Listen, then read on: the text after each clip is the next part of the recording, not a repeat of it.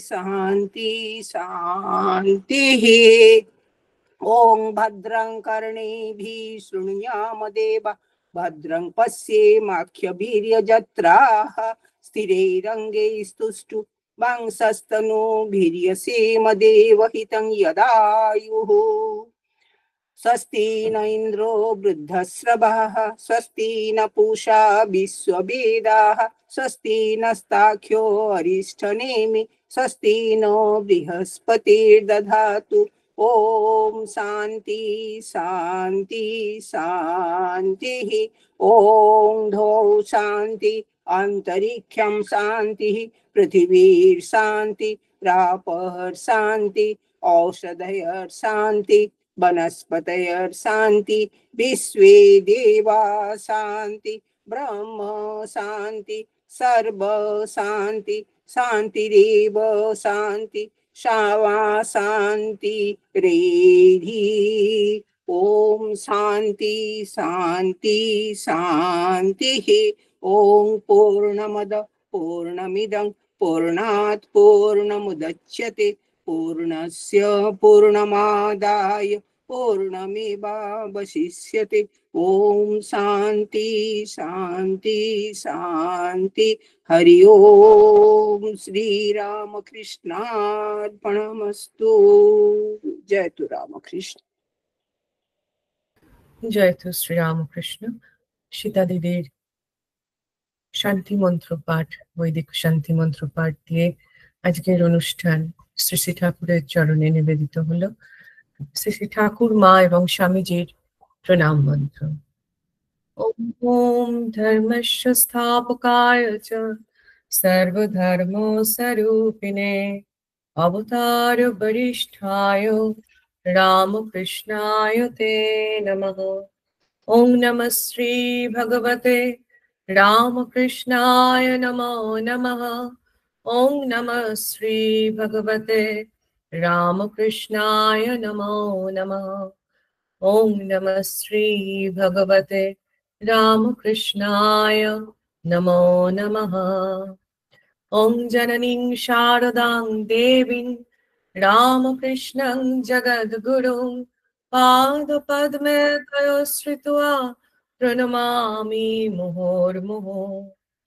ओं यथार्के दाहिता शक्ति रामकृष्णे स्थिता हि जा, सर्वविद्या स्वरूपं तं शारदं प्रणमाम्यहम्। ओं नमः श्री ज्योतिराजाय विवेकानंद सूरये सच्चित् सुख स्वरूपाय शामिने तापोहारिणे। जय तु श्री रामकृष्ण। जय गुरु। जय। আমাদের পরবর্তী অনুষ্ঠানে মৌসুমী আমাদেরকে ভগবদ গীতার অষ্টাদশ অধ্যায়ের 10ম শ্লোক থেকে পাঠ করবেন। মৌসুমী, তুমি শুরু করো। হ্যাঁ, জয় মা। वसुदेवसुतं देवं कंसचाणूरमर्दनं देवकी परमानन्दं कृष्णं वन्दे जगद्गुरुं श्रीकृष्णं वन्दे जगद्गुरुं।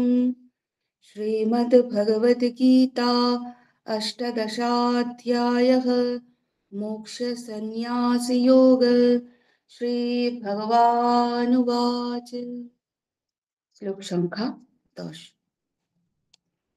नाद्येष्ट कुशलं कर्म कुशलेनानुसज्जते, त्यागी सत्त्वसमाविष्टो मेधावी छिन्न संशयः। আগে অন্য একটা করে নিচ্ছি, তারপরে এর অর্থ। না দ্বেষ্টি অর্থাৎ না দ্বেষ্টি মানে যিনি দেশ করেন না। আকুশলম অর্থাৎ অকল্যাণকর। কর্ম অর্থাৎ যে কর্মফল কর্ম করেন। কুশলে অর্থাৎ সুখকর যে কল্যাণকর যেসব কর্ম, নিত্যকর্ম।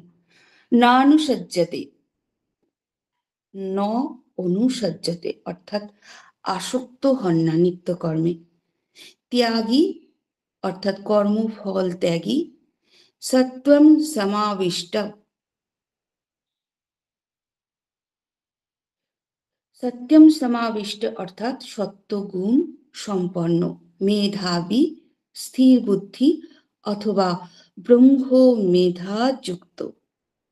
ছিন্ন সংশয় অর্থাৎ অজ্ঞানকৃত যে সংশয় সেগুলি ছিন্ন করা, অর্থাৎ শূন্য হয়। এই অর্থ হলো যে এই শ্লোকের অর্থ হলো সত্যগুণ যুক্ত, মেধাবী ও ছিন্ন সংশয় পূর্বোক্ত সাত্ত্বিক ত্যাগী পুরুষ দুঃখকর কর্মেও দ্বেষ করেন না এবং সুখকর কর্মেও আসক্ত হন না, অর্থাৎ রাগ দ্বেষ হতে বিমুক্ত থেকে কেবল কর্তব্য বোধে কর্ম করে থাকেন। এইরকম কর্মী বা মেধাবী, এরকম কর্মী মেধাবী বা বুদ্ধিমান এবং ছিন্ন সংশয় অর্থাৎ সব সংশয় থেকে মুক্ত, কিরকম তার প্রকৃতি হবে? তার প্রকৃতি হবে না দ্বেষ্টি অকুশলম কর্ম, অর্থাৎ অশুভ কর্মকে দ্বেষ করেন না, এবং কুশলে না অনুসজ্জতে, যিনি শুভ কর্মেও আসক্ত হন না, অর্থাৎ অশুভ কর্ম তাকে ভয় দেখাতে পারে না, আবার শুভ কর্মের প্রতিও তার কোনো আসক্তি নেই, তিনি আসক্ত হন না, অর্থাৎ তার কোনো আসক্তি নেই। ত্যাগী, তিনি ওই ধরনের ত্যাগ সম্পন্ন এবং সত্ত্ব সমাবিষ্ট, অর্থাৎ সত্য গুণে তিনি প্রতিষ্ঠিত, অর্থাৎ এই ব্যক্তির মনটি সত্য গুণে পরিপূর্ণ। আবার তিনি মেধাবী এবং অত্যন্ত বুদ্ধিমান। কি সেই বুদ্ধি বা কি ধরনের সেই বুদ্ধি?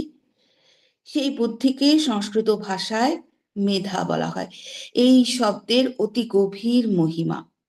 যোগ দর্শনে বলা হয়েছে, নির্মল বুদ্ধি যখন সূক্ষ্ম থেকে সূক্ষ্মতর হয়ে ওঠে তখনই তা মেধায় রূপান্তরিত হয়। মেধাবী শব্দের তাহলে অর্থ কি দাঁড়ালো? না শুভ ও সূক্ষ্ম বুদ্ধি সম্পন্ন ব্যক্তি। মেধাবী শব্দের সংজ্ঞা দিতে গিয়ে শঙ্করাচার্য ভারী সুন্দরভাবে বলেছেন যে মেধায়া আত্মজ্ঞান লক্ষণায়া, অর্থাৎ মেধার স্বরূপ হলো আত্মজ্ঞান, অর্থাৎ আত্মা সম্পর্কে জ্ঞান, আত্মাকে জানা।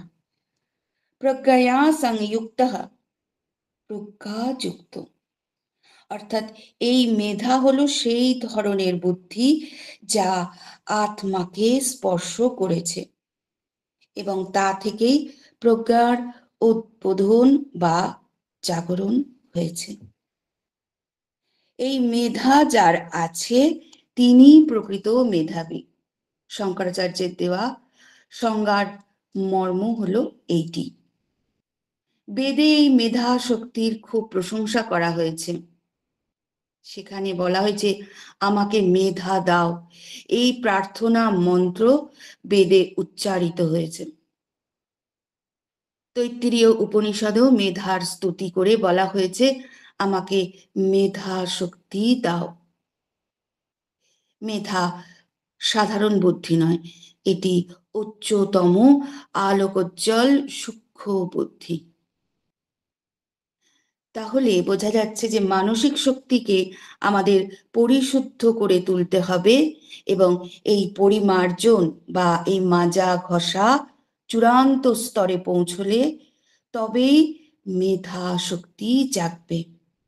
জাগবে এই জন্য যে মানসিক শক্তিতে যখন আত্মার একটু ছোঁয়া লেগেছে, কি সাংস্কৃতিক জীবনে কি আধ্যাত্মিক জীবনে, সর্বত্র অগ্রগতি এইভাবেই এসেছে এবং আসে। একসময় আমরা আদিম মানুষ ছিলাম, আজ আমরা সভ্য এবং সংস্কৃতিবান হয়েছি। কিন্তু কিভাবে এই রূপান্তর ঘটেছে? আমাদের ভিতরের মানসিক শক্তিকে পরিবর্তিত করে এই বিবর্তন সম্ভব হয়েছে, এই রূপান্তর সম্ভব হয়েছে। তার পিছনে ছিল আমাদের প্রচেষ্টা, আমাদের চেষ্টা ছিল তার পিছনে, নিজেদের শুদ্ধ করে তোলার উদ্যম ছিল। ইন্দ্রগুলি এবং মন কিছুটা সংযত হওয়ার ফলে মানসিক শক্তি শুদ্ধ হয়ে আজ আমাদের এই রূপান্তর, এই প্রগতি। সকল মানব প্রগতির লক্ষ্যই চিত্তের এই সংশুদ্ধি। অতএব দেখা যাচ্ছে যে চরিত্র গঠনের ক্ষেত্রে ভিতরের শক্তিকে সূক্ষ্ম ও মার্জিত করে তোলাই হলো প্রধান কাজ। সব রকমের বিকাশ ও উন্নতি এই বিশেষ অনুশীলনের ফল। এই অনুশীলনের ওপর যদি আমরা জোর দিই তাহলে সবকিছুই ঠিক হয়ে যাবে। গীতার 4th অধ্যায় 38 নম্বর শ্লোকে বলা হয়েছে, না হি জ্ঞানেন সদৃশং পবিত্রম ইহ বিদ্যতে। অর্থাৎ জ্ঞানের মতো পবিত্র এই জগতে আর কিছুই নেই। তাহলে দেখা যাচ্ছে একমাত্র জ্ঞানই মনকে শুদ্ধ করতে পারে। কিন্তু সে জ্ঞান কি পুঁথিগত জ্ঞান? না, সে জ্ঞান পুঁথিগত জ্ঞান নয়। পুঁথিগত জ্ঞান জ্ঞান নয়। ওই জ্ঞান চিত্ত শুদ্ধ করতে পারে না। সেটা পারে একমাত্র অধ্যাত্ম জ্ঞান। এবং এই অধ্যাত্ম জ্ঞানের মধ্যেই চরিত্র শোধন ও চরিত্রকে বিকশিত করার শক্তি নিহিত আছে। এখানে জ্ঞান বলতে এই অধ্যাত্ম জ্ঞানের কথাই বলা হয়েছে। ছিন্ন সংশয়, অর্থাৎ তার সব সংশয় দূরীভূত হয়েছে। এই জ্ঞান যদি আমাদের ঘটে তাহলে আমাদের সমস্ত সংশয় দূরীভূত হবে। ছিন্ন সংশয় হলে আর তার মনে বা আমাদের মনে কোনো সন্দেহ থাকবে না। এই শ্লোকে আমাদের মনটিকে এইভাবে গড়ে তোলার কথা বলা হয়েছে। দিদি আর কি পড়বো, না এইটাই থাকবে? না, আমি সেটাই ভাবছি যে এটা তো অনেকটা ব্যাখ্যা হলো। योगेशं सच्चिदानन्दं वासुदेवं व्रजप्रियं धर्म संस्थापकं वीरं कृष्ण वन्दे जगद्गुरुं श्रीकृष्ण वन्दे जगद्गुरुं। ओम श्रीकृष्णार्पणमस्तु। আজ গীতা পাঠে এখানেই বিশ্রাম। জয় মা। জয় তো শ্রীরামকৃষ্ণ, জয় তো শ্রীরামকৃষ্ণ। যেহেতু শ্লোকটির অনেকটি বড় ব্যাখ্যা, সেই জন্য আমরা এটাকে আজকে একটা শ্লোকের মধ্যেই রাখলাম। আমরা পরবর্তী পাঠে গার্গীদিকে অনুরোধ করব যে দিদি আজকে কি পড়ে শোনাবে, আগে আমাদেরকে একটু যদি জানাও। একটা হচ্ছে স্নান যাত্রা যেটা পড়ছিলাম, ওটা খানিকটা বাকি আছে, ওটা আচ্ছা, পরে যদি আর মিনিট দুয়েক সময় থাকে, এটা খুব ছোট্ট জিনিস, মানে সেটা খুব একটু আনন্দেরও। সেটা হচ্ছে সিজনের সংক্রান্ত একটা ঘটনা স্বামীজির। ঠিক আছে, ঠিক আছে, তাই পর। শ্রী জগন্নাথ স্তোত্রম পূজে সভ্যে বেণু শিরসি শিখি পুচ্ছং কটিতটে দুকুলং নেত্রান্তে সহচর কটাক্ষং বিলাসায়ন সদা শ্রীমদ বৃন্দাবন বসতি লীলা।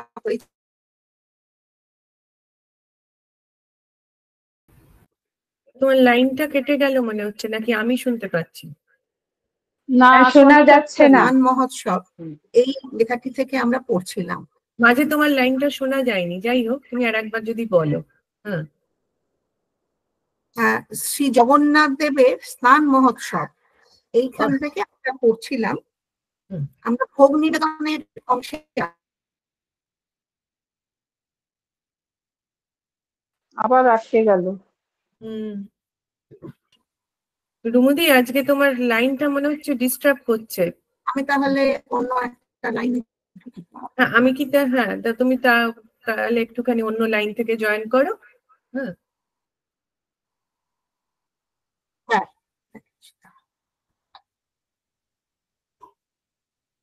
আমরা এতক্ষণ ধরে যে পাঠগুলো শুনবো এবং শুনছিলাম, গার্গীদি স্নান যাত্রার এখনো আমাদের মহাপ্রভু জগন্নাথ দেবের সেই স্নান যাত্রা পর্ব চলছে। হ্যাঁ, তো সেখানে এই পাঠগুলি খুবই গুরুত্বপূর্ণ। আমি গার্গীদিকে অনুরোধ করব যে দিদি তুমি পাঠটি করো।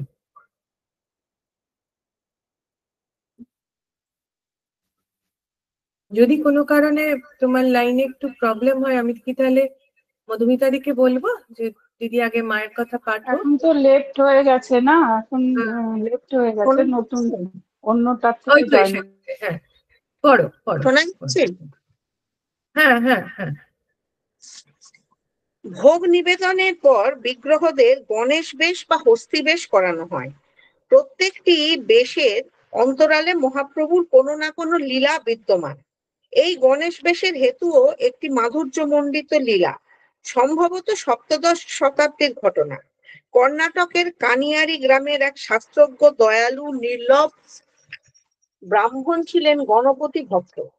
তিনি গানপত্য সম্প্রদায়ের সাধক, গণেশ তাঁর ইষ্ট। ব্রহ্ম সাক্ষাৎকার হলে জন্ম মৃত্যুর চক্র থেকে নিস্তার পাওয়া যায় জেনে ব্রাহ্মণ সর্বদা ভাবতেন কেমন করে তার ভগবান লাভ হবে। একদিন ব্রহ্ম পুরাণ পড়ে জানতে পারলেন পরব্রহ্ম এখন নীলাচলে জগন্নাথ রূপে পূজিত। কবে জগন্নাথ দর্শন করে মুক্তি লাভ করবেন, এই চিন্তায় তিনি অস্থির হয়ে উঠলেন। অনতি বিলম্বে গণপতি শ্রীক্ষেত্র যাত্রা করলেন। ব্রহ্মপুরাণ গ্রন্থটি নিয়ে কেবল ভিক্ষান্ন গ্রহণ করে পুরীর নিকটস্থ 18 নালা স্থানে পৌঁছলেন। উৎফুল্ল ভক্তদের আসতে দেখে গণপতি জিজ্ঞাসা করলেন, আপনারা অত আনন্দ নিয়ে কোথা থেকে ফিরছেন? আপনাদের হাতেই বা কি? যাত্রীরা জানালেন যে তারা জগন্নাথ দর্শন করে মহাপ্রসাদ নিয়ে ফিরছেন। গণপতি ভট্টের মনে সন্দেহ হলো। ভাবলেন, শ্রী জগন্নাথ তাহলে ব্রহ্ম নয়। যদি ব্রহ্ম হতেন তাহলে এই যাত্রীরা ব্রহ্ম দর্শনের পর ফিরে আসতে পারতেন না, ব্রহ্ম লীন হয়ে যেতেন। ব্রহ্মপুরাণে তো তাই লেখা আছে। সঙ্গে থাকা ব্রহ্মপুরাণটি আবার খুলে দেখলেন গণপতি।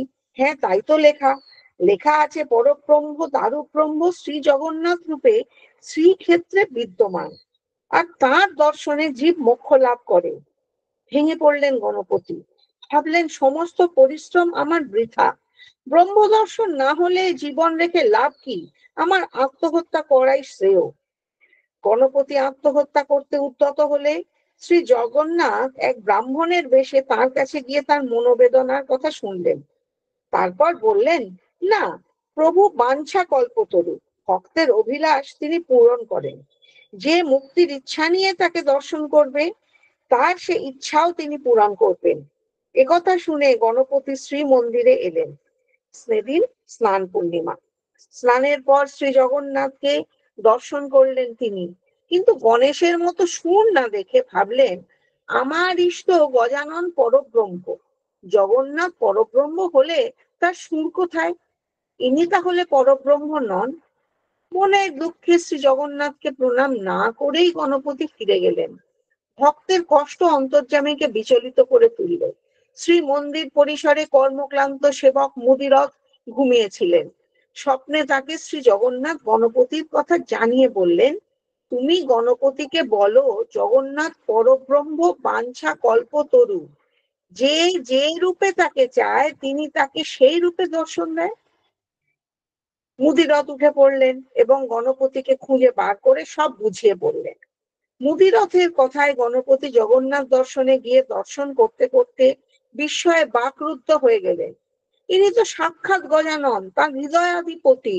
এত মূঢ় তিনি প্রভুকে চিনতে পারলেন না। তার মাথা ঘুরতে লাগলো। সাষ্টাঙ্গে প্রণাম করে গণপতি আর উঠতে পারলেন না। পরম বাঞ্ছিতের শ্রীচরণে চির আশ্রয় নিলেন। স্নান পূর্ণিমায় মহাপ্রভুর গজানন বেশ এই মধুর লীলার স্মারক। এই প্রসঙ্গে সন্ত কবি তুলসীদাসের কথা মনে হয়। রাম ভক্ত কবি সমস্ত বিষ্ণু তীর্থ দর্শনের উদ্দেশ্যে বার হয়ে শ্রীক্ষেত্রে এসেছেন, কিন্তু এ কি? শ্রী রামচন্দ্র, লক্ষ্মণ ও সীতা দেবীর পরিবর্তে তিনি জগন্নাথ, বলভদ্র, সুভদ্রাকে দেখছেন। ভগ্ন হৃদয়ে তুলসীদাস ফিরে গেলেন ও নিকটবর্তী মালতী পাটপুর গ্রামে রাত্রি যাপন করলেন। স্বপ্নাদেশ পেলেন, যেই শ্রীরাম সেই শ্রী জগন্নাথ। তুলসীদাস আর কাল বিলম্ব না করে শ্রী মন্দিরে ছুটলেন। রত্নবেদিতে শ্রী রামচন্দ্র সহ মা সীতা ও লক্ষ্মণকে দর্শন করে ভাবাবিষ্ট হয়ে গেয়ে উঠলেন, জয় জগন্নাথ জগদেবা, শিব বিরঞ্চি নারদ করে সেবা। এখনো শ্রী জগন্নাথ দেবের শয়নের পূর্বে ভক্তকণ্ঠে বাদ্যযন্ত্র সহ এই পদটি গীত হয়ে থাকে। ভক্তাধীন ভগবান বাঞ্ছা কল্পতরু, তার কাছে সম্পদ, বিদ্যা, রূপ, বংশমর্যাদা, ধর্ম, কুল, গোত্র নয়, ভক্তি শেষ কথা।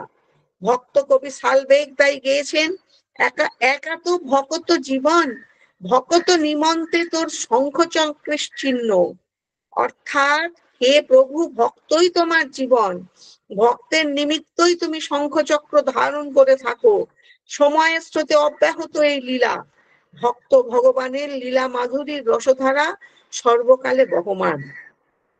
মহাপ্রভু সেবার দায়িত্ব কেবল শ্রীমন্দিরই বহন করেন না, শ্রীক্ষেত্রের অবস্থিত সমস্ত মঠ জগৎপতির সেবার জন্য উন্মুখ হয়ে থাকেন। স্নান পূর্ণিমায় বিগ্রহদের গজানন বেশের দায়িত্ব বিভিন্ন মঠ বহন করেন। প্রভু বলভদ্রের বেশের দায়িত্ব নেন গোপাল তীর্থ মঠ এবং জগন্নাথ দেব ও দেবী সুভদ্রার বেশের দায়িত্ব নেন শ্রী রাঘব দাস মঠ। এই সেবায় জগন্নাথ, বলভদ্র গজানন বেশে ও মা সুভদ্রা মাতঙ্গী বেশে সজ্জিত হন। অক্ষয় তৃতীয়ার দিন থেকে ভবিষ্য পালন করে এই বেশ নির্মাণ হয়। এই বেশ নির্মাণ আরম্ভ হয়। স্নানোৎসবের পর রত্নবেদিতে বিগ্রহরা ফিরে যান। গর্ভ মন্দিরের পরে থাকা শ্রী মন্দিরের অংশটি বিমান নামে পরিচিত। এই বিমানে বহু বিচিত্র বস্ত্রের উপর 3 হাত লম্বা, 1.5 হাত চওড়া সূক্ষ্ম বস্ত্রে বিগ্রহদের চিত্রিত করা হয়। শঙ্খ, চক্র, গদা, পদ্মে সুশোভিত শ্রীকৃষ্ণ, হল মুসলে সুশোভিত বলরাম ও পদ্মাসনে মা সুভদ্রার চতুর্ভুজ পটচিত্র বাঁশের দরমার অভ্যন্তরে রাখা হয়। এখানে মা সুভদ্রার দুহাতে অভয় মুদ্রা, দুহাতে পদ্ম। অত্যধিক স্নানের ফলে জ্বরে পীড়িত মহাপ্রভু স্নান পূর্ণিমা থেকে নেত্রোৎসবের পূর্ব পর্যন্ত এই পটক বিগ্রহেই পূজা নেন। তাদের প্রতিবিম্বে বিধিপূর্বক পঞ্চামৃতে মহাস্নান হয়। এই বাঁশের দরমার মধ্যে কেবলমাত্র বিশ্বাবসু ও বিদ্যাপতির বংশধরগণ সেবক রূপে প্রবেশ করতে পারেন। স্নান যাত্রা, রথযাত্রার মধ্যবর্তী এই বিধি বিধানকে অনসর বলা হয়। অনসর শব্দটি সংস্কৃত অনবসর ন অবসরঃ থেকে এসেছে। দৈতাপতিদের গুপ্ত পূজা বা সেবা পূজা ও চিকিৎসায় আপ্যায়িত প্রভু শ্রী জগন্নাথের ভক্তদের দর্শন দিতে অবসর থাকে না। এই 15 দিন জলবায়ুতে এক বিশেষ পরিবর্তন লক্ষ্য করা যায়। ওড়িশার আরাধ্য মহাপ্রভু শ্রী জগন্নাথের জ্বর হওয়ায় স্থানীয় জলবায়ুতে অসহ্য গরম অনুভূত হয়, যা অনবসর গুলিগুলি অর্থাৎ গুমট নামে কথিত। জ্বরের সময় মহাপ্রভুকে অন্যান্য দিনের মতো ভোগ নিবেদন করা হয় না। নিবেদন করা হয় আম, কাঁঠাল, আনারস, আতা ইত্যাদি ফল। নানা রকম আয়ুর্বেদীয় পদার্থে তৈরি শরবত বা পাঁচন, তিলের তেল, কর্পূর থেকে প্রস্তুত ফুলরি তেল, যা 1 বছর আগে থেকে মাটিতে পুঁতে রাখা হয়। এই 15 দিনে বিগ্রহদের অঙ্গরাগ করা হয়। 16 দিনে নতুন বেশভূষায় সজ্জিত হয়ে তারা ভক্তদের দর্শন দেন। এটি নেত্রোৎসব নামে পরিচিত। তারপর মহা সমারোহে হয় রথযাত্রা।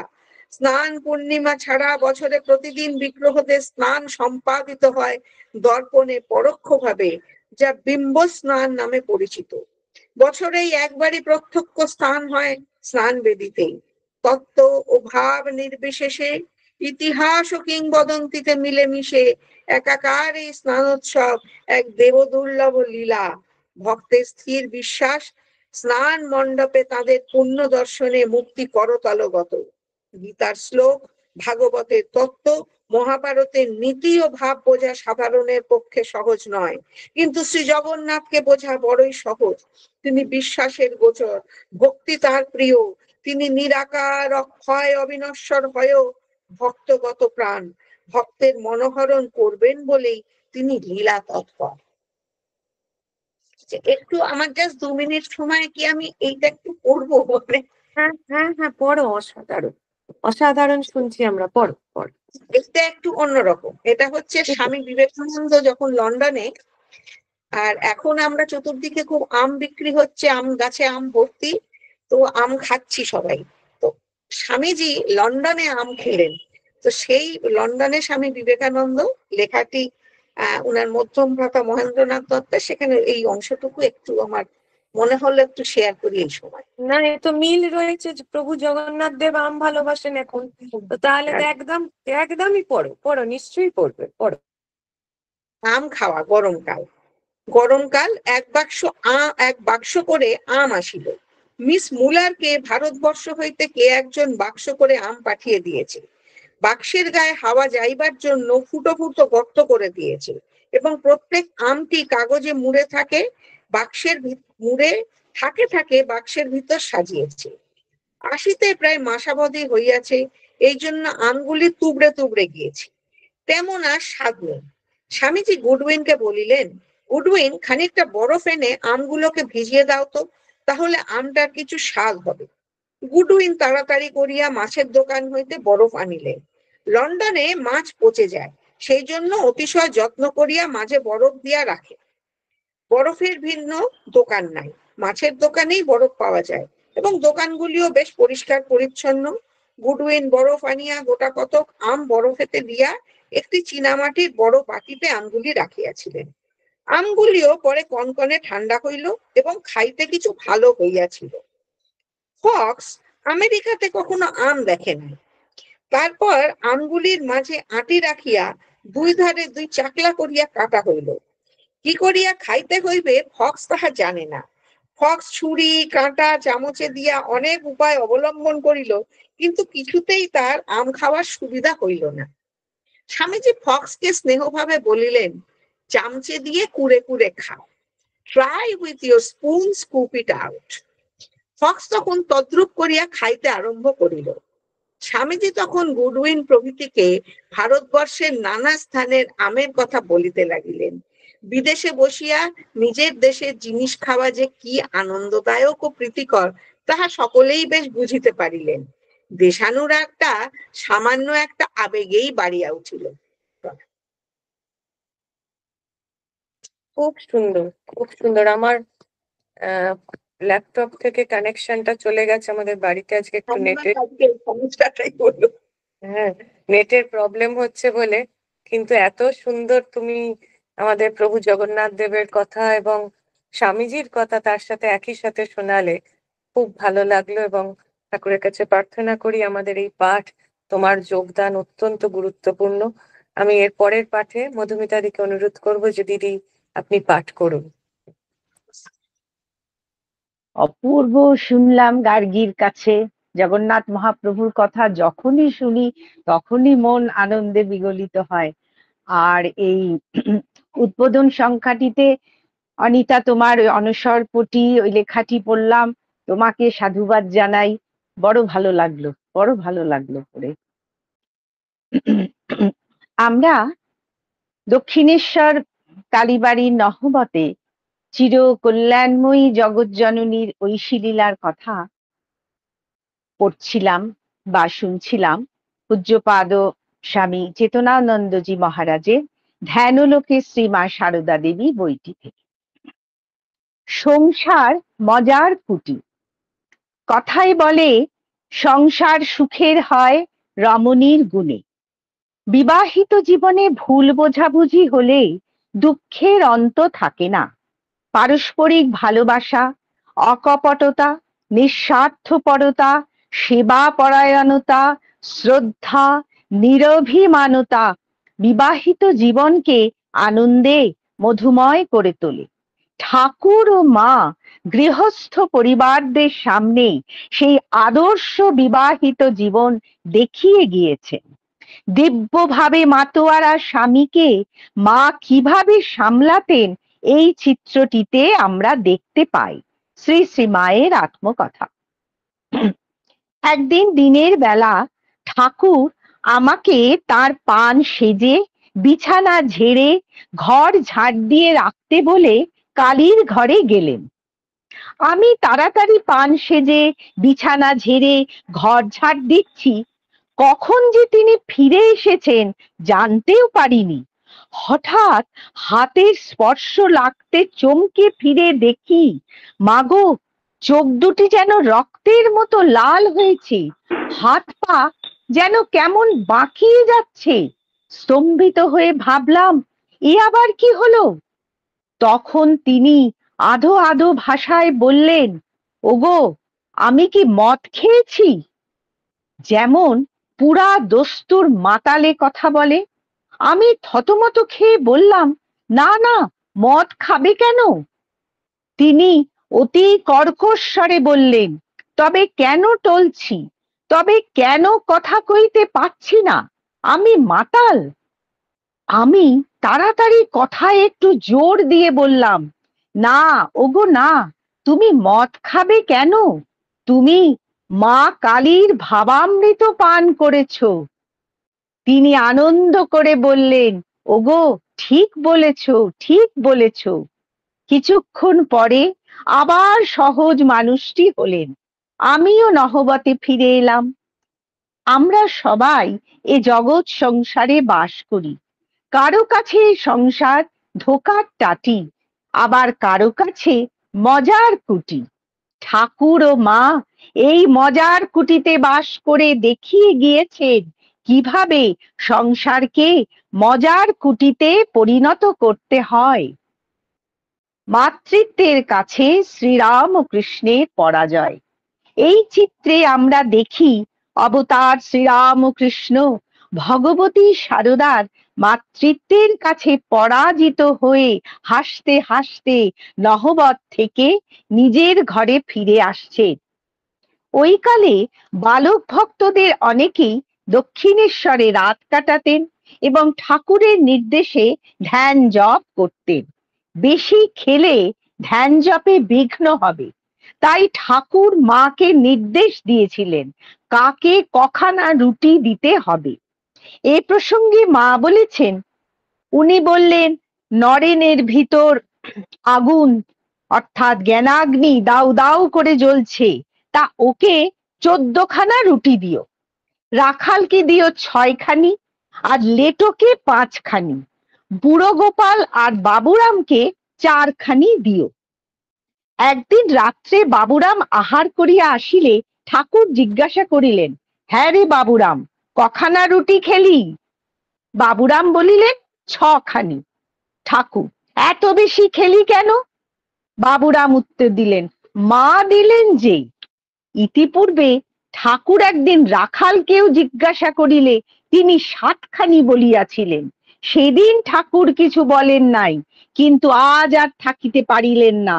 চটি জুতোটি পায়ে দিয়ে একেবারে নহবতে আসিলেন এবং শ্রী শ্রীমাকে বলিলেন, তুমি কি ছেলেগুলোকে মানুষ হতে দেবে না? ওরা যে সাধু হবে গো, এ বয়সে যদি খাবে তবে তেজ রাখবে কোথা? ঠাকুরের এই কথার মধ্যে বিলক্ষণ অনুযোগের সুর ছিল। মা একটু আহত হইয়া বলিলেন, একদিন 2 খানা রুটি বেশি দিয়েছি বলে যখন তোমার এত ভাবনা হয়েছে, তা ওদের জন্য তোমাকে আর ভাবতে হবে কি? আমি ওদের দেখব, তুমি ওদের খাওয়া নিয়ে কিছু বলো না যেন। মা বললেন, ঠাকুর মাকে কিছু না বলে একটু হেসেই ঘরে ফিরে গেলেন। মা বললেন, শুনলে গোলাপ, যত অনাথ সৃষ্টির কথা? মা বেশ রেগেছেন। ওমা, দেখি বাবুরাম এসে হাজির। মা তাড়াতাড়ি এগিয়ে গিয়ে বললেন, কি বাবুরাম? বাবুরাম মার পায়ের উপরে মাথা রেখে প্রণাম করলো। তারপর উঠে দাঁড়াতে মা হাত দিয়ে বাবুরামের বুক ছুঁয়ে দিলেন, বললেন, যাও, ওকে গিয়ে প্রণাম করো। বাবুরাম অভিভূত হয়ে চলে গেল। পর্দা যে ফাঁক হয়ে গেল। অবগুণ্ঠনবতী মা শারদা। সাধারণ স্ত্রীরা স্বামীদের নিজেদের অধিকারে রাখতে চায়, কিন্তু শ্রী শ্রী মা ছিলেন নিঃস্বার্থপর। তিনি মনে করতেন তার স্বামী জগৎ স্বামী, জগৎ কল্যাণে তার আগমন। নহবতের বারান্দায় দরমার আড়ালে দীর্ঘকাল ধরে দাঁড়িয়ে নিজ স্বামীর কীর্তন শুনে শ্রী শ্রী মায়ের পা ফুলে বাদ দেখা গেল। একথা শুনলে মনে দুঃখ হয়। মায়ের প্রতি সমবেদনায় আমাদের মনটা ভরে যায়। মায়ের কথা, ঠাকুর কীর্তন করতেন। আমি ঘন্টার পর ঘন্টা নবতীর ঝাপড়ির ভিতর দিকে চেয়ে দাঁড়িয়ে থাকতুম, হাত জোর করে পেন্নাম করতুম। কি আনন্দই ছিল! দিন রাত লোক আসছে আর ভগবানের কথা হচ্ছে। কখনো কখনো 2 মাসেও হয়তো একদিন ঠাকুরের দেখা পেতুম না। মনকে বোঝাতুম, মন, তুই এমন কি ভাগ্য করেছিস যে রোজ রোজ ওর দর্শন পাবি। দাঁড়িয়ে দাঁড়িয়ে দরমার বেড়ার ফাঁক দিয়ে কীর্তনের আখর শুনতুম, পায়ে বাদ ধরে গেল। স্বামী গম্ভীরানন্দের বর্ণনা। ঠাকুর জানিতেন যে শ্রীমা তাহার কীর্তনাদি দেখিতে ভালোবাসেন, তাই কীর্তনের আরম্ভে রামলাল দাদাকে তাহার ঘরের নহবতের দিকে উত্তরের দরজা খুলিয়া দিতে আদেশ করিয়া বলিতেন, এখানে কত ভাব ভক্তি হবে, ওরা সব অর্থাৎ শ্রীমা ও লক্ষ্মী দেবী দেখবে না, শুনবে না, কেমন করে তবে শিখবে। দরমার মধ্যে অঙ্গুলি প্রমাণ ছিদ্র দিয়া তাহারা দেখিতেন। ক্রমে সেই ছিদ্র বড় হইয়া গিয়াছে লক্ষ্য করিয়া ঠাকুর রহস্য সহকারে ভ্রাতুষ্পুত্রকে বলিলেন, ওরে রামনেলো, তোর খুড়ির পর্দা যে ফাঁক হয়ে গেল। ঠাকুরের ভাব গ্রহণে অসমর্থ রামলাল উত্তর দিলেন যে এজন্য ঠাকুরই দায়ী, যেহেতু রামলাল উত্তরের দরজা বন্ধ রাখিতে চাহিলেও ঠাকুরই উহা খুলিয়া রাখিতে নির্দেশ দেন। আজ এই জয় মা, জয় মা। কি অসাধারণ একটি লীলার কথা মধুমিতাদি পড়লেন। সবার প্রথমে মধুমিতাদিকে আমার অনেক শ্রদ্ধা এবং নমস্কার। প্রত্যেকে এত সুন্দর আপনারা পাঠ করেন, কিন্তু আমাদের এই 2025-এ বসে যেটা মনে হচ্ছে যে দেখো তো, মনের মধ্যে প্রশ্ন আসছে যে মায়ের জন্য কি আর একটু ভালো ব্যবস্থা করা যেত না? মাকে কি ঠাকুর যখন জানতেন যে তিনি দেখেন, আহা কত কষ্ট মা পেয়েছেন, কিন্তু আমাদের একটা জিনিস সবসময় মনে রাখতে হবে যে এক দৈব লীলা, এর সাথে আমার আপনার সাধারণ সংসারের যদি তুলনা করতে যাই তাহলে কিন্তু বিচারে ভুল হয়ে যাবে। যে কথাটা সেদিনকে স্বামী বিমোক্ষানন্দজি বললেন যে রামায়ণ যখন শুনতে হবে তখন কিন্তু এই বিচারের দিক দিয়ে দেখলে তুমি এটা পাবে না। সেদিনকে আমি শুনছিলাম ঈশাত্মানন্দজির কথা, আপনারা হয়তো অনেকেই শুনেছেন। ঈশাত্মানন্দজি যখন এইখানে এসেছিলেন, প্রত্যেক বছর যখন মহারাজ আসেন, তো তখন অনেকগুলো জায়গায় তো যান, আপনারাও অনেকে সেই সমস্ত অনুষ্ঠানে যোগদান করেন। তো সেইখানে অনেক মায়ের কথা হলো, অনেক কিছু হলো, হওয়ার পর এবার মহারাজরা যখন বলেন তখন তো ধরুন রামায়ণ মহাভারত সবই আসে। তো একজন একটি মেয়ে প্রশ্ন করেছেন, মেয়ে মহিলা, মানে আমি তাকে দেখতে পাইনি, প্রশ্নটা শুনলাম যে কেন তিনি তাহলে এত অবিচার করেছিলেন সীতার উপরে। আমি ভিডিওটা আপনাদেরকে পাঠিয়েছি গ্রুপে, শেষের 10টা মিনিট শুনবেন যে মহারাজ কি উত্তর দিয়েছেন। সেই জন্য যে যুগের যে ঘটনা, সেই যুগের সেই ঘটনা দিয়ে মায়ের মনে আনন্দের ঘট বসানো রয়েছে। আর সেই দৈব লীলা আমরা চিন্তাও করতে পারি না, কি অসাধারণ লীলা মা দেখছেন। এবং ঠাকুরে যে বললেন যে ওরে রামলেলো, পর্দা যে ফাঁক হয়ে যাচ্ছে, ঠাকুর জানতেন কখন মা স্বমহিমায় প্রতিষ্ঠা হবে। অসম্ভব ভালো লাগলো মধুমিতাদি। আবার মায়ের চরণে প্রণাম জানিয়ে আমি রঞ্জনাদিকে অনুরোধ করব এর পরের পাঠটি করার জন্য। এবং আজকে সঙ্গীতাদি নেই, আজকে প্রতাপ স্বামীজির কথা পাঠ করবে। তারপর আমি একটা ছোট্ট পাঠ করব শ্রীনারায়ণ সুক্তম থেকে। পাঠ করুন রঞ্জনাদি। জয় ঠাকুর, জয় মা জয়। শ্রীরামকৃষ্ণের গুণধ্যান, আজকে এটি সে গুণধ্যানটা শেষ হবে। তো আগে আমরা যেমন শ্রীরামকৃষ্ণের অঙ্গ ধ্যান, শ্রীরামকৃষ্ণের মন ধ্যান আর শ্রীরামকৃষ্ণের গুণধ্যান, আজকে এটা শেষ হবে। এরপরে শুরু করব শ্রীরামকৃষ্ণের লীলা ধ্যান। স্বামী চেতনানন্দ মহারাজের লেখা ধ্যান লোকে শ্রীরামকৃষ্ণ। ওম যথাগ্নিদাহিকা শক্তি রামকৃষ্ণে স্থিতা হিয়া সর্ববিদ্যা স্বরূপাং শারদাং প্রণমাম্যহম। আজকে পড়ছি পতিত পাবন ও কপাল মোচন। দুঃখী পাপীদের প্রতি অনুকম্পা ও ক্ষমা, তাদের পাপ গ্রহণ ও কপালে লিখিত কুকর্ম রেখা মুছিয়ে দেওয়া অবতার পুরুষদের একটা বিশেষ গুণ। সাধারণ মানুষ অপরের মাথার ভারী বোঝার অংশ নিয়ে ঘাড়ের লাঘব করতে পারে, কিন্তু অপরের কর্মের ও পাপের অংশ নিতে পারে না। অবতার বা কোনো শক্তিশালী মহাপুরুষই কেবল অপরের কর্ম বা পাপ গ্রহণ করতে পারেন। শ্রীরামকৃষ্ণ গিরিশের বকলমা গ্রহণ সর্বজন বিদিত। যিশুর যেমন মেরি ম্যাগডেলেনের প্রয়োজন ছিল নিজেকে পরিত্রাতা প্রমাণ করার জন্য, তেমনি তারও যিশুকে প্রয়োজন ছিল নিজেকে পাপ মুক্ত করার জন্য। ঠিক তেমনি পরিত্রাতা শ্রীরামকৃষ্ণ গিরিশের পাপ কর্ম নিয়ে ক্যান্সারে ভুগলেন, আর গিরিশ নিজেকে পাপ মুক্ত করে ঠাকুরকে পতিত পাবন প্রমাণ করলেন। একেই বলে ভক্ত ভগবানের লীলা খেলা।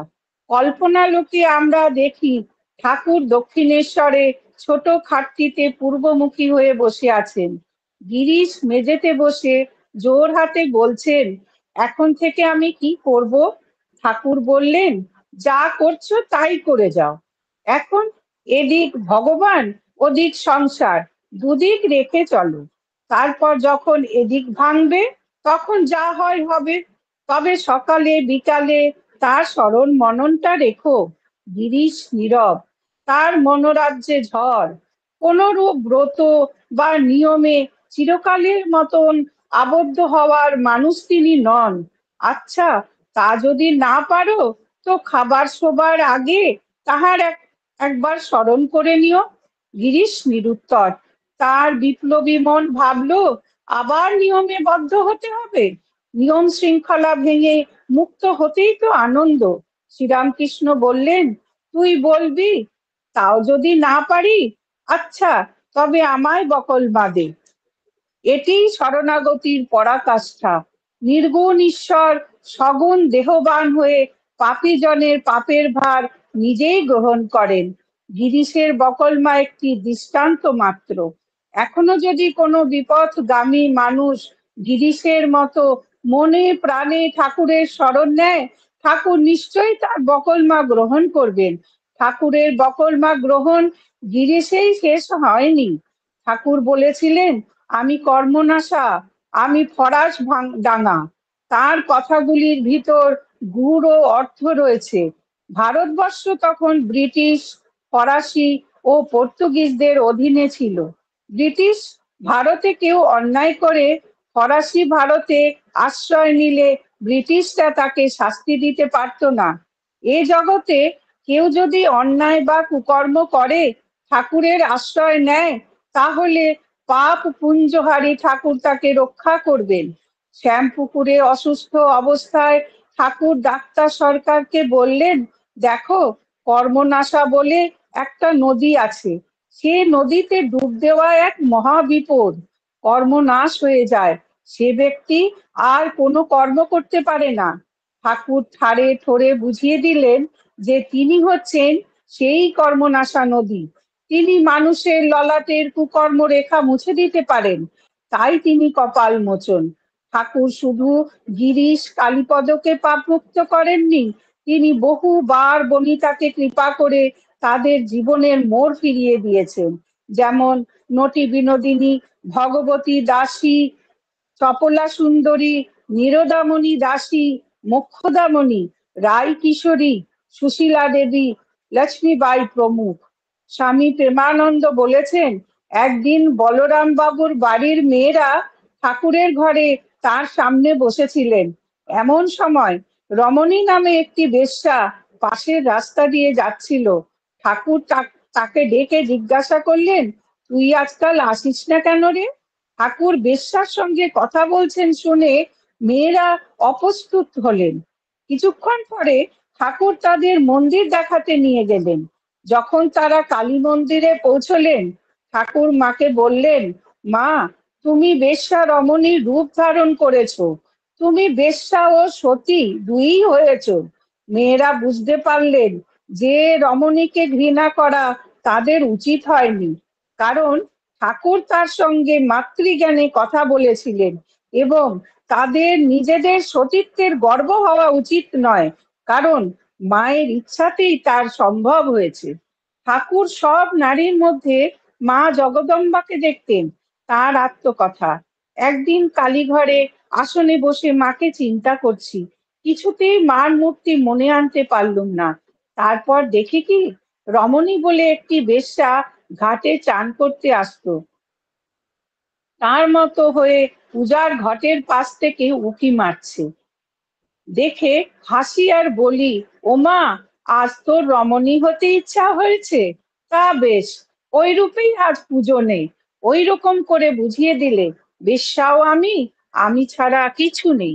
পতিত পাবন শ্রীরামকৃষ্ণ গ্রন্থে আছে, ঠাকুর শ্রীরামকৃষ্ণ সান্নিধ্যে এসেছিলেন দক্ষিণেশ্বরের এক বারবনিতা, তার নাম রমণী। বারবনিতা হলেও তিনি ছিলেন ভক্তিমতী এবং তার অন্তরে ছিল বাৎসল্য ভাব। রমণী পরম ভক্তি সহকারে মাঝে মাঝে ঠাকুরের দর্শন করতে আসতেন এবং ঠাকুরের প্রতি তার অকৃত্রিম বাৎসল্য ভাব প্রকাশ করতেন। এমনকি এই ভক্তিমতী বারবনিতার প্রদত্ত চাল কলাই ভাজা ঠাকুর খুশি মনে গ্রহণ করে পতিতাকে কৃতার্থ করেছিলেন। সেই পতিতার আন্তরিকতায় মুগ্ধ হয়ে ঠাকুর তাকে মা বলে সম্বোধন করেছিলেন। ঠাকুরের নিকট স্বীকৃতি পেয়ে রমণী মা শারদা, লক্ষ্মী দেবী ও রামলাল দাদার পরিবার বর্গের সঙ্গেও অবাধ মেলামেশা করতেন। ঠাকুর সান্নিধ্যে আসার পর তিনি ওই বৃত্তি থেকে বিরত হয়ে মুড়ি, চিড়ে ও কলাই ভাজার দোকান করেছিলেন। তিনি নিয়ত ধর্মকথায় মগ্ন থাকতেন। গুণনিধি শ্রীরামকৃষ্ণের গুণের বর্ণনা তার নিজের পক্ষেই সম্ভব। গীতার বিভূতি যোগে কৃষ্ণ নিজের বিভূতি সংক্ষেপে বর্ণনা করে শেষে বলেছেন, হে অর্জুন, আমার দিব্য বিভূতির অন্ত নেই। যা যা ঐশ্বর্য যুক্ত, শ্রী সম্পন্ন বা উৎসাহশালী, সেসব আমার শক্তির অংশ সম্ভূত বলে জানবে। আমাদের ধ্যানের উপযোগী সর্বগুণাকর শ্রীরামকৃষ্ণের কতিপয় গুণের বর্ণনা ও তার জীবন ও বাণী অবলম্বনে এই প্রবন্ধে আলোচিত হলো। ঠাকুরের আরো কয়েকটি গুণ আমাদের চোখের সামনে জলজল করে ভেসে আসে, যেমন দীন দরিদ্রের প্রতি তার করুণা ও দরদ, তার নিঃস্বার্থপরতা, গুণগ্রাহিতা, কর্মকুশলতা, অদোষদর্শিতা, ব্যবহার কুশলতা, মানব সেবা, ধৈর্য, নিষ্ঠা, দৃঢ়তা, সাহসিকতা, স্পষ্টবাদিতা, আলাপচারিতা, সাধুতা, ন্যায় পরায়ণতা, ভদ্রতা, সঙ্গীত কুশলতা, নৃত্য কুশলতা, বৈজ্ঞানিক দৃষ্টিভঙ্গি এবং সর্বোপরি মানব প্রেম। পরিশেষে শ্রীরামকৃষ্ণের জন্মশত বার্ষিকীতে পূজার্ঘ নিবেদনকালে স্বামী শুদ্ধানন্দ অপূর্ব ভাষায় ঠাকুরের যে গুণগান করেছেন, তাই হচ্ছে শ্রীরামকৃষ্ণের গুণোদ্ধানের উপসংহার। শ্রীরামকৃষ্ণ জীবন যত আলোচনা করা যায়, ততই তার মহত্ব ও আমাদের ক্ষুদ্রত্ব প্রতীয়মান হয়। তাই তাহার কথা ভাবিতে গিয়া, তাহার কথা লিখিতে গিয়া তাহার কথা বলিতে গিয়া মহিম্ন স্তব রচয়িতা পুষ্পদন্তের ভাষায় বলিতে ইচ্ছা করে, ক্রিশ পরিণতি চেতঃ ক্লেশ বশ্যং ক্বচেদং ক্বচ তব গুণ সীমোল্লঙ্ঘিনী শাশ্বত বৃদ্ধি ইতি চকিতং মন্দীকৃত মাং ভক্তি রাধা বরদ চরণয়োস্তে বাক্য পুষ্পহারম। আমার মন কাম ক্রোধ লোভাদি ক্লেশের বশীভূত, সুতরাং আমার চিত্ত অতি সংকুচিত, ইহার প্রসার অতি অল্প, ইহার চরম পরিণতি এখনো বহু দূরে। আর হে শ্রীরামকৃষ্ণ, তোমার নিত্য মহিমা নিত্য ঐশ্বর্য যতই স্মরণ করি, তোমার গুণাবলীর কথা যতই ভাবি, তাহার শেষ পাই না। এই ক্ষুদ্র মন তোমার মহিমার নাগাল পায় না। তাই হে প্রভু, যখনই মনে করি আমি তোমার গুণ বর্ণনা করিব, তখনই চকিত ভীত হইয়া তাহা হইতে নিবৃত্ত হইয়া আমার চুপ করিয়া বসিয়া থাকিতে ইচ্ছা করে। আমি হতাশ হইয়া চুপ করিয়া যাই। কিন্তু প্রভু, তুমি কৃপাবশে তোমার প্রতি ভক্তির বীজ আমার হৃদয়ে বপন করিয়াছ। সেই ভক্তি আমায় উত্তেজিত করিতেছে। আমি তো তোমার গুণগানে অক্ষম, সুতরাং ক্ষমা করো প্রভু, আমি তোমার গুণগানে বিরত। কিন্তু হে বরদ, এই বাক্য পুষ্পের উপহার ভক্তি তোমার চরণ যুগলে স্থাপন করিতেছে। আমি নহি, আমি নহি। ওম নিরঞ্জনম নিত্যম অনন্ত সুপং ভক্তানুকম্পাধীত বিগ্রহং বৈ ঈশাবতারং পরমেশমিড্ডং তং রামকৃষ্ণং শিরসা নমামি। অসাধারণ একটা পাঠ করলে রঞ্জিন দি আজকে, মানে আমাদের মন ভরে গেল। আর কি অপূর্ব যে লেখা, মহারাজের লেখা যেমন অপূর্ব, এত সুন্দর করে, সেই শুধু মনে হচ্ছে এখন একটাই কথা বোধহয় পাঠের পর বলা যায়, যাজি প্রেমানন্দে মন রে গাহো রামকৃষ্ণ নাম, গাহো রামকৃষ্ণ নাম, জপ রামকৃষ্ণ নাম, নাম সুধা পানে রহো মত্ত অবিরাম। এমন প্রেমের ঠাকুর, এমন দয়াল হরি কোথায় পাবো। অসংখ্য ধন্যবাদ দিদিকে এমন সুন্দর একটি পাঠ করার জন্য এবং ঠাকুরের কথা শোনানোর জন্য। আমি মানে সত্যি বলতে কি, ওই মধুমিতাদি কাল লিখছিলেন, আমি বললাম তোমরা কতটা ভালো এইটা পেয়ে জানি না, কিন্তু আমার জীবন ধন্য যে ঠাকুর আমার কাছে তোমাদের মতন মানুষদের পাঠিয়েছেন, যে আমরা তোমাদের থেকে সবাই উপকৃত হচ্ছি। এবং এত সুন্দর একটি করে সকাল তিনি দেন, ঠাকুরের অশেষ লীলা।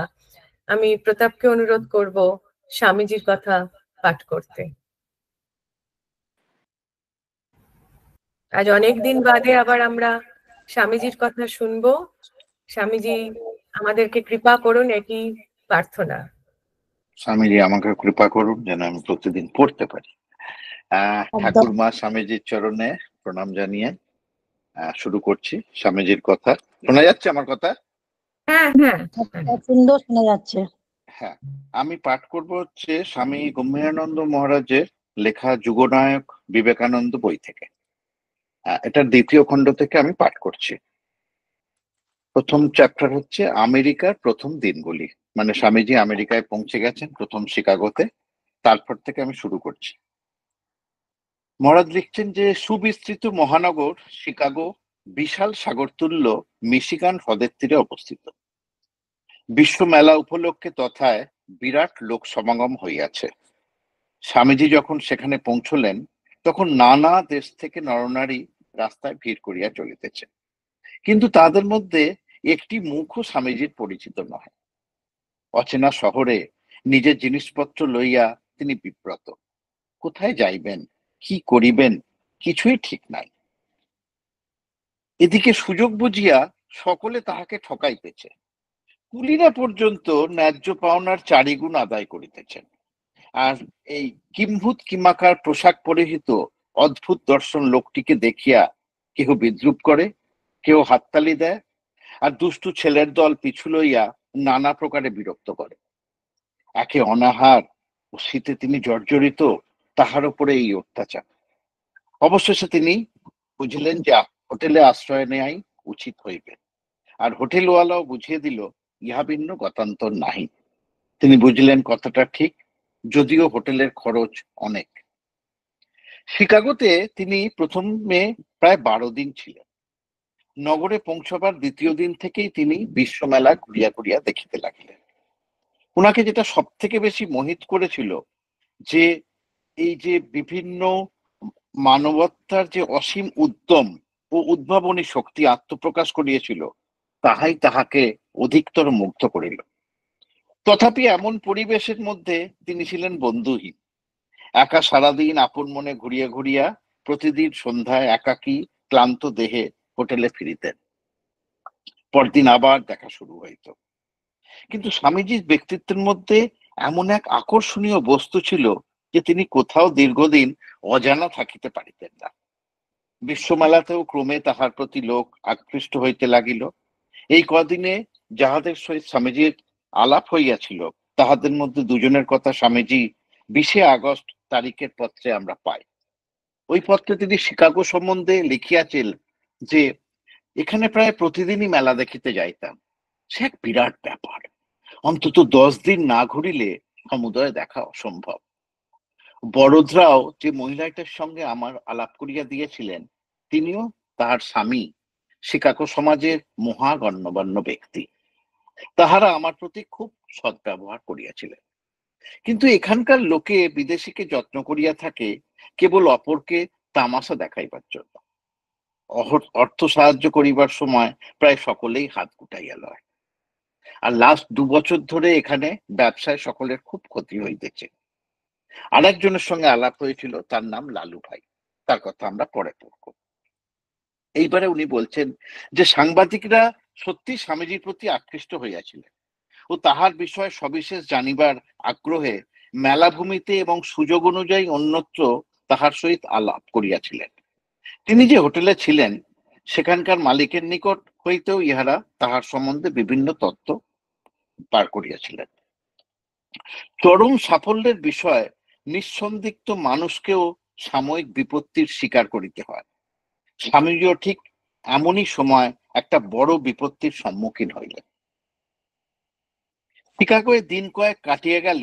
তিনি একদিন মেলা ক্ষেত্রে বিষয়ক সংবাদ পরিবেশনার কার্যালয়ে উপস্থিত হইয়া ধর্ম মহাসভা সম্বন্ধে সমুদয় তথ্য জানিতে চাইলেন।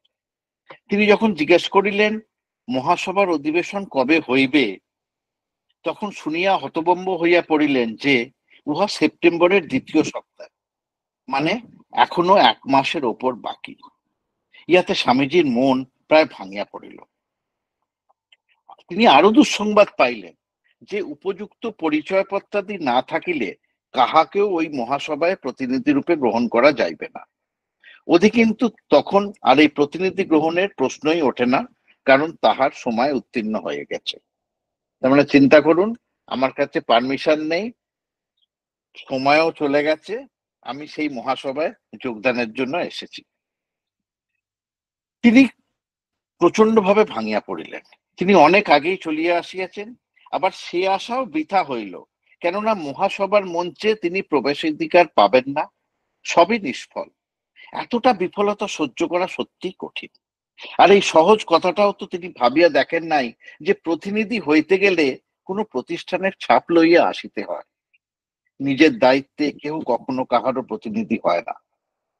ভাবপ্রবণ ভক্তদের কথায় চলিয়া বড়ই ভুল হইয়া গিয়াছে। আশ্চর্যের বিষয়, এই এতগুলি বিদ্বান বুদ্ধিমান ভারতীয়দের চিত্তে এই সহজ সরল কথাগুলি একবারও ওঠে নাই।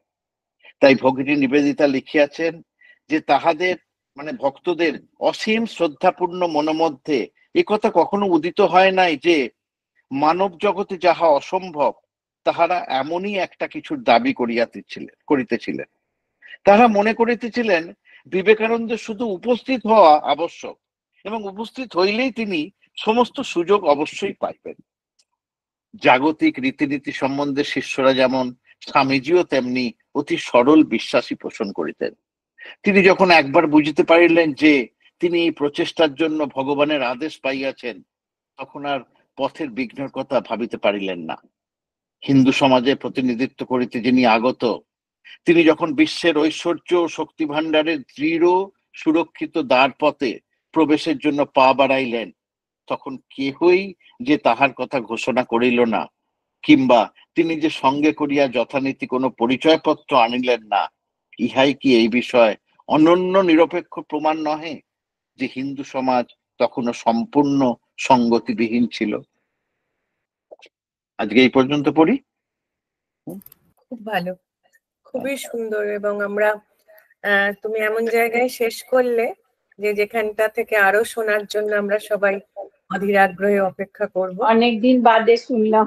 হ্যাঁ, অনেকদিন না। বাদে। এবং মধুমিতাদি, রঞ্জনাদি, রূপা বৌদি এরা নিয়মিত আমাকে বলতো যে কেন স্বামীজির এটা পাঠ। না, আমি ভাবলাম ওই চিঠি পড়ার থেকে এটা সিরিজ ওয়াইজ পড়ি।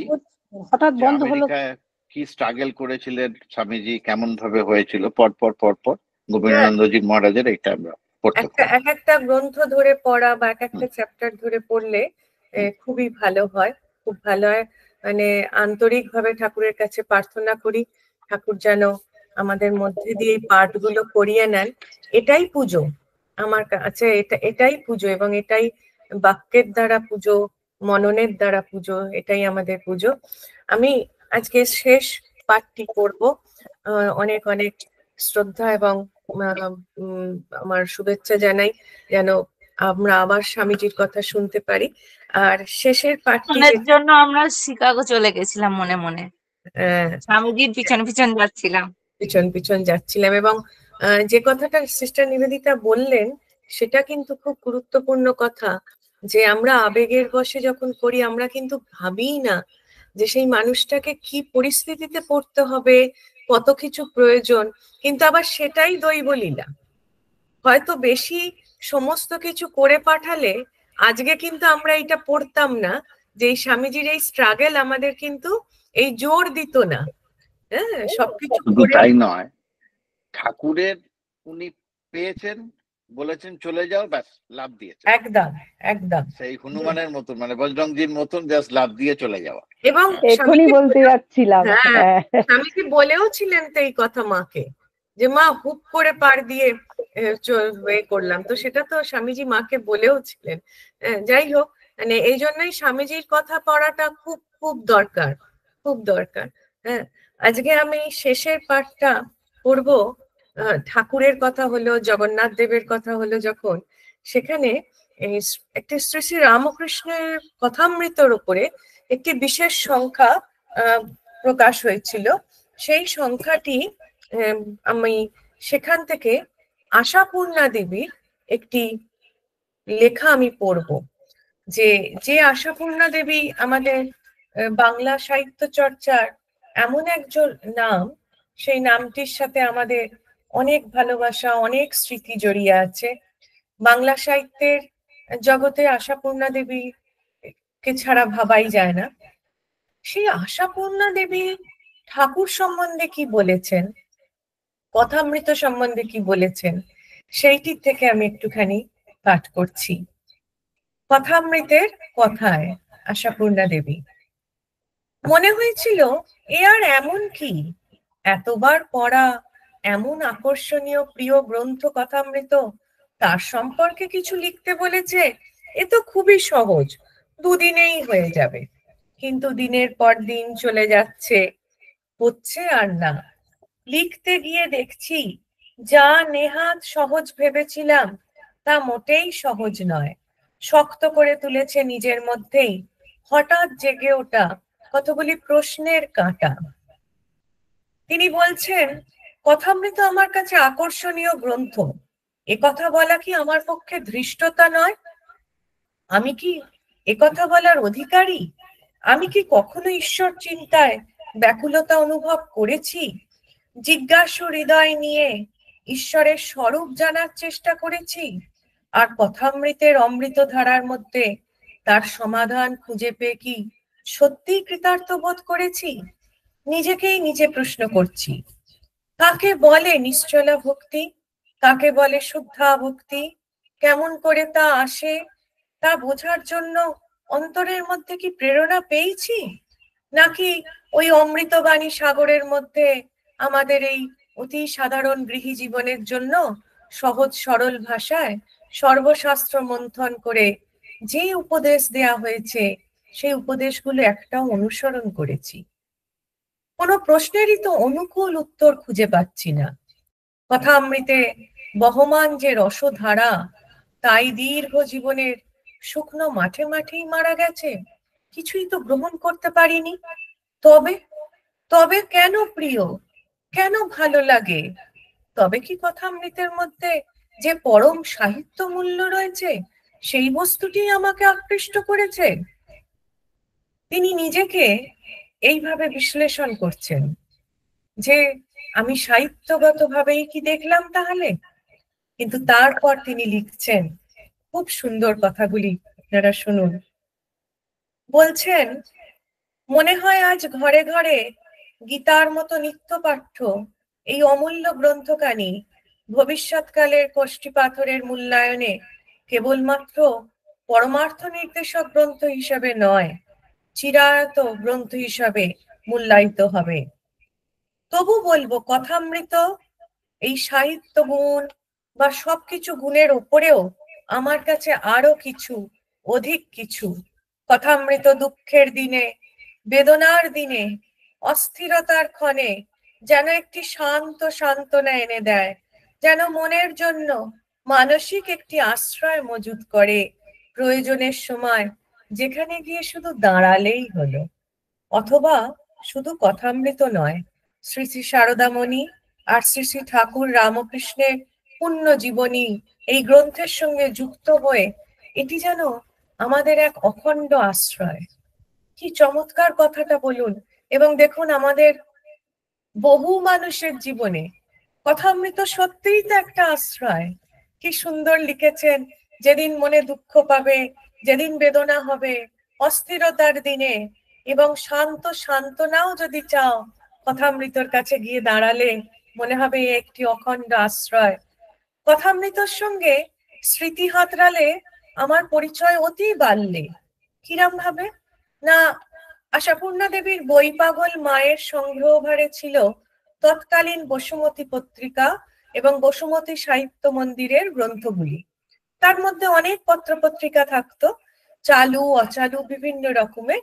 তবে মনে হয় মলাট ছেঁড়া বড় মাপের কোন একটি পুরনো পত্রিকার মধ্যে প্রশ্ন উত্তরের মাধ্যমে লেখা এই কথামৃত ছোটবেলায় কিছু কিছু পড়ে থাকবো।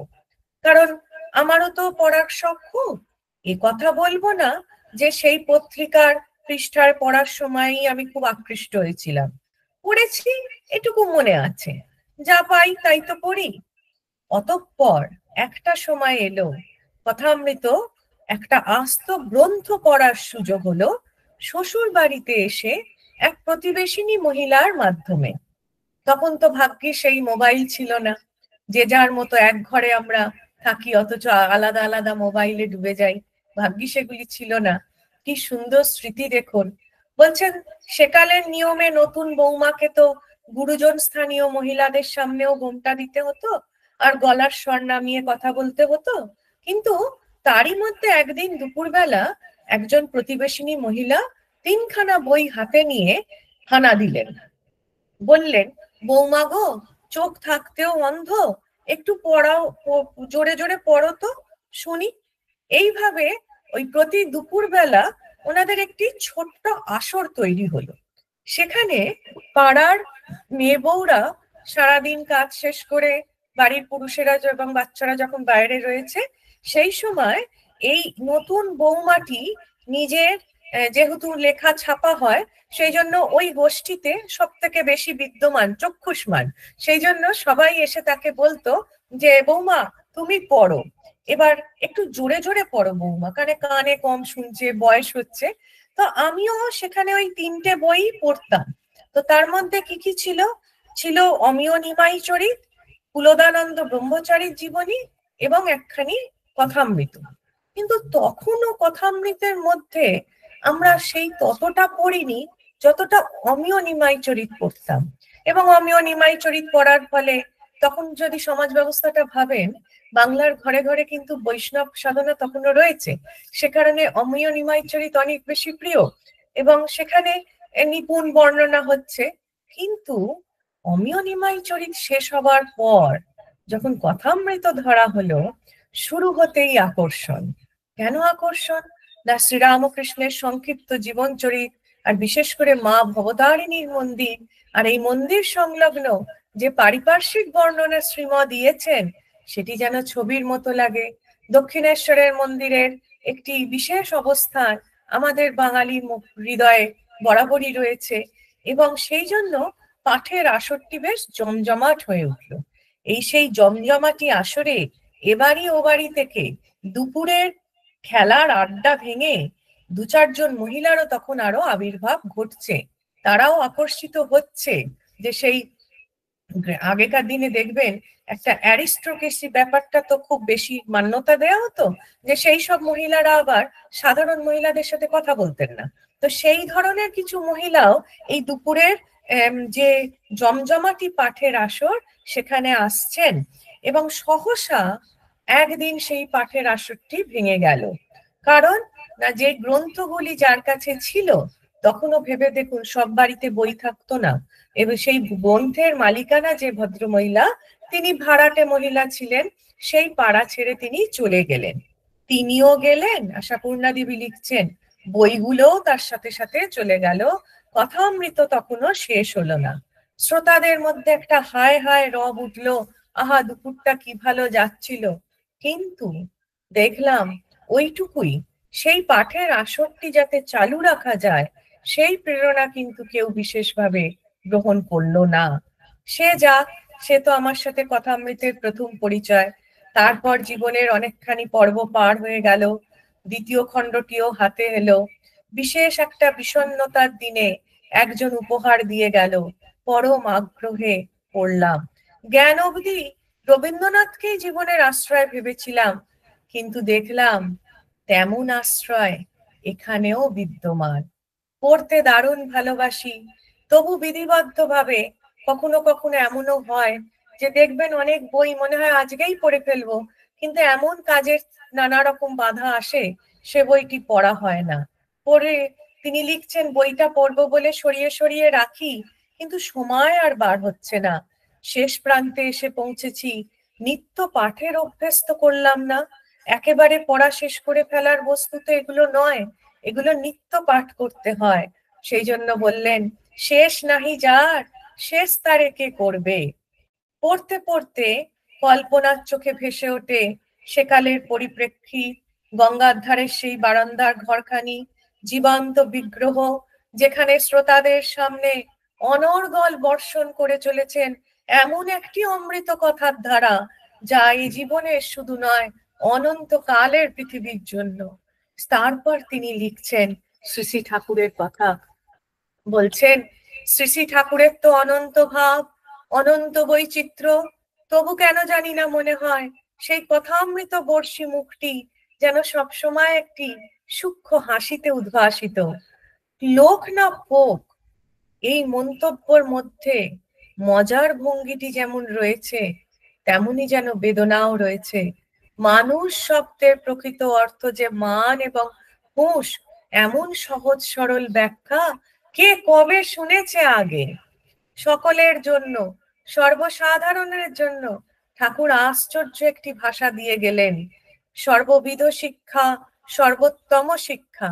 আপনারা যারা আগের দিন আমাদের বিমোক্ষানন্দজির রামায়ণের কথা শুনছিলেন, সেখানে মহারাজ একটি গুরুত্বপূর্ণ কথা বলেছিলেন যে আমাদের এক একটি ভাষা থাকে 50 বছরের জন্য।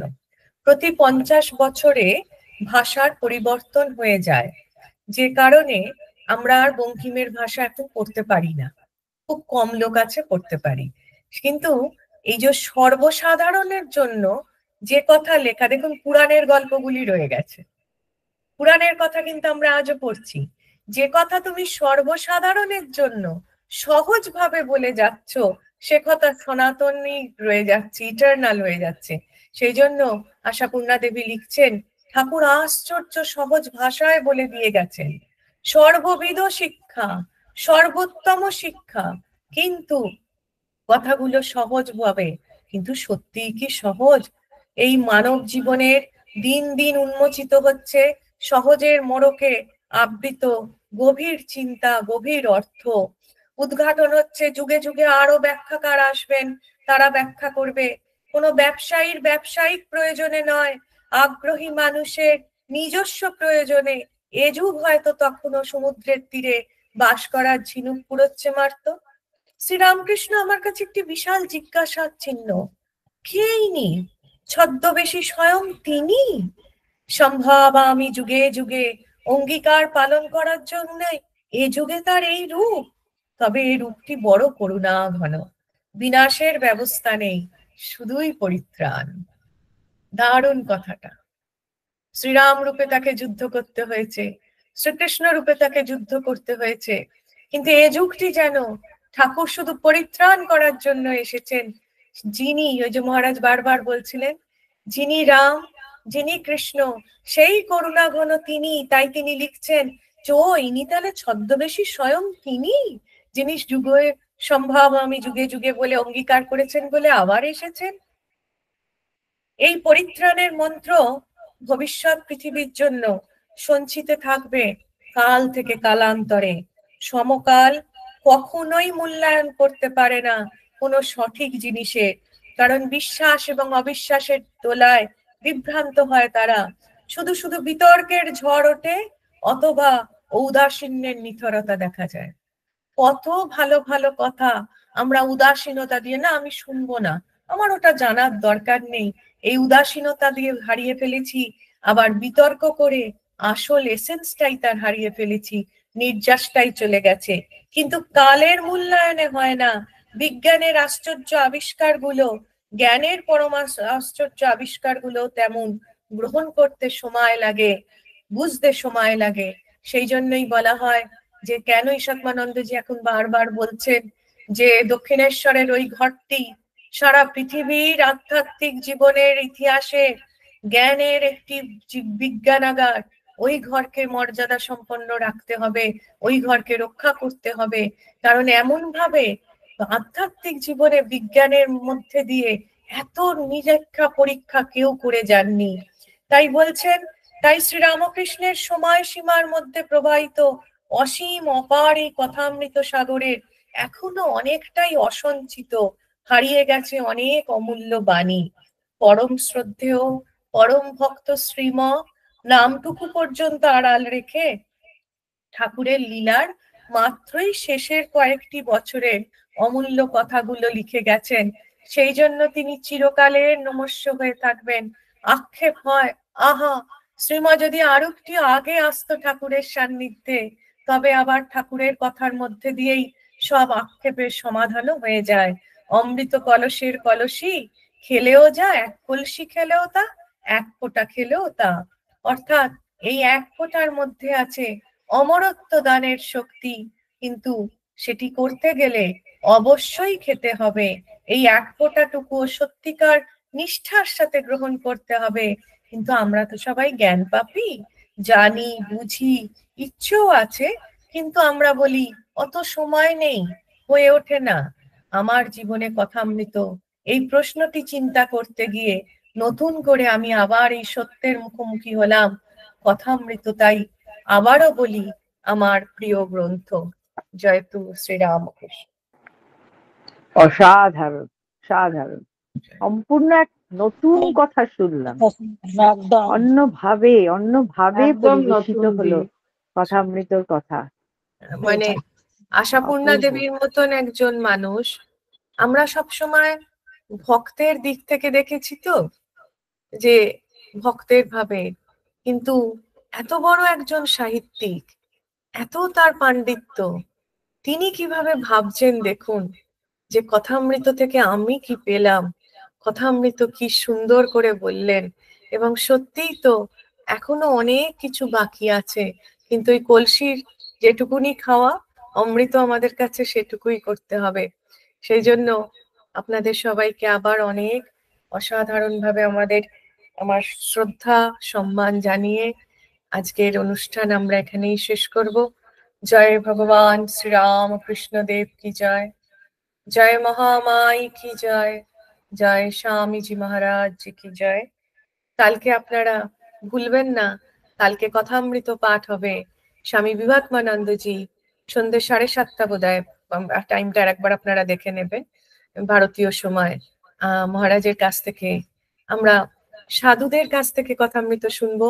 ইচ্ছে রইলে শ্রীরামকৃষ্ণ কথামৃত গ্রন্থটা পুরো পড়ার, যে বিজ্ঞানিক দৃষ্টিতে, সাহিত্যিকের দৃষ্টিতে, হিন্দু মুসলিম খ্রিস্টান প্রত্যেকের দৃষ্টিতে কথামৃত কি এটাও আমাদের জানার বোধহয় দরকার আছে। আমি এই বইটি নিয়েই ঘুরবো যেখানে যাব।